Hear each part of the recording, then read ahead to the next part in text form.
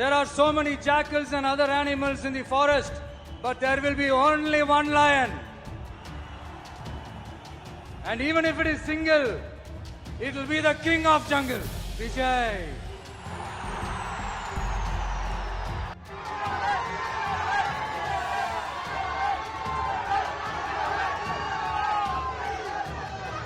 थलपती विजय, तामिळनाडूचा होणारा नवा मुख्यमंत्री.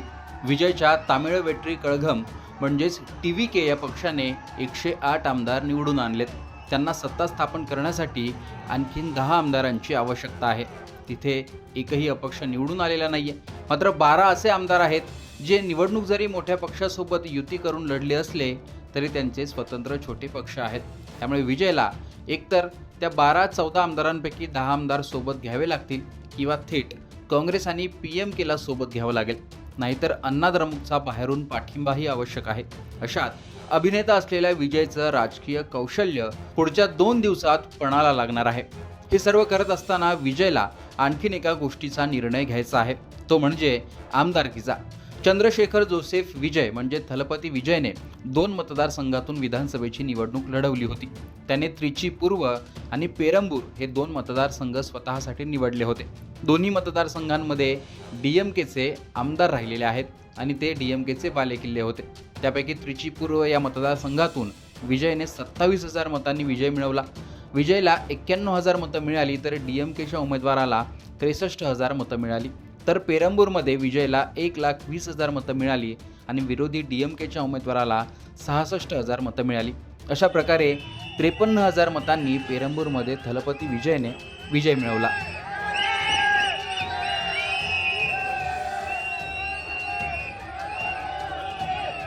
आता नियमानुसार विजयला केवळ एकाच मतदारसंघात आमदार राहता येणार आहे. एक व्यक्ती केवळ एकाच मतदारसंघाचं प्रतिनिधित्व करू शकतो असा नियम आहे. त्याच नियमानुसार पुढच्या 8 ते 10 दिवसात विजयला राजीनामा द्यावा लागणार आहे. निर्धारित वेळेत एका ठिकाणी राजीनामा दिला नाही तर विजयची दोन्ही ठिकाणची आमदारकी रद्द केली जाऊ शकते, तसाच नियम आहे.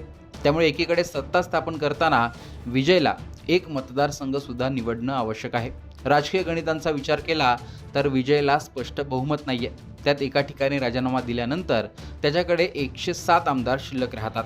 शिवाय जिथे विजय राजीनामा देईल तिथे पोटनिवडणुकीत सुद्धा आपल्याच पक्षाचा आमदार निवडून आणणं विजयसाठी फार महत्त्वाचं आहे.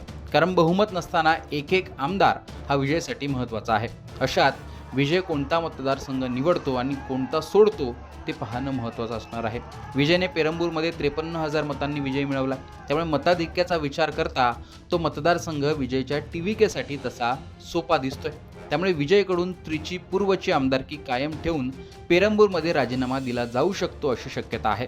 दुसरीकडे पेरंबूर हा मतदारसंघ चेन्नईच्या जवळ असल्याने विजयकडून तोही विचार केला जाऊ शकतो. त्यामुळे मिळालेली मतं आणि तगडा उमेदवार या दोन्ही गोष्टींचा विचार करूनच विजय एका ठिकाणी राजीनामा देईल असं दिसतंय. मात्र नियमानुसार तो वेळेत देणं आवश्यक आहे. अन्यथा नियमानुसार दोन्ही ठिकाणची आमदारकी विजयची जाऊ शकते हे मात्र नक्की. पश्चिम बंगालमध्ये सुद्धा भाजपचे मुख्यमंत्री पदाचे उमेदवार सुवेंदू अधिकारी यांना एका ठिकाणी राजीनामा द्यावा लागणार आहे. सुवेंदू अधिकारी हे नंदीग्राम आणि भवानीपूर या दोन्ही मतदारसंघातून निवडून आलेत. भवानीपूरमध्ये त्यांनी ममता बॅनर्जी यांचा पराभव केला, तर नंदीग्राममध्ये 2021च्या निवडणुकीत अधिकारी यांनी ममतांना हरवलं होतं. त्यामुळे सुवेंदू अधिकारी जिथून राजीनामा देतील तिथून पुन्हा ममता बॅनर्जीच उभ्या राहतील अशीच दाट शक्यता आहे. त्यामुळे तिथेही कुठे राजीनामा येतो त्याकडे सर्वांचं लक्ष असेल. राहुल गांधी सुद्धा 2024च्या निवडणुकीत रायबरेली आणि वायनाड या 2 लोकसभा मतदारसंघातून निवडून गेले होते. त्यापैकी वायनाडचा त्यांनी राजीनामा दिला होता. महाराष्ट्रात अबू आझमी हे 2009च्या विधानसभा निवडणुकीत मानखुर्द, शिवाजीनगर आणि भिवंडी पूर्व या 2 मतदारसंघातून निवडून गेले होते. त्यावेळी त्यांनी भिवंडी पूर्वचा राजीनामा दिला होता. अशीच असंख्य उदाहरणं भारतात आहेत आणि तीच वेळ यावेळी थलपती विजयवर आली आहे. आता विजय कोणता मतदारसंघ निवडतो, कुठे राजीनामा देतो आणि सत्ता स्थापनेचं गणित कसं जुळवतो ते पाहणं महत्त्वाचं असणार आहे.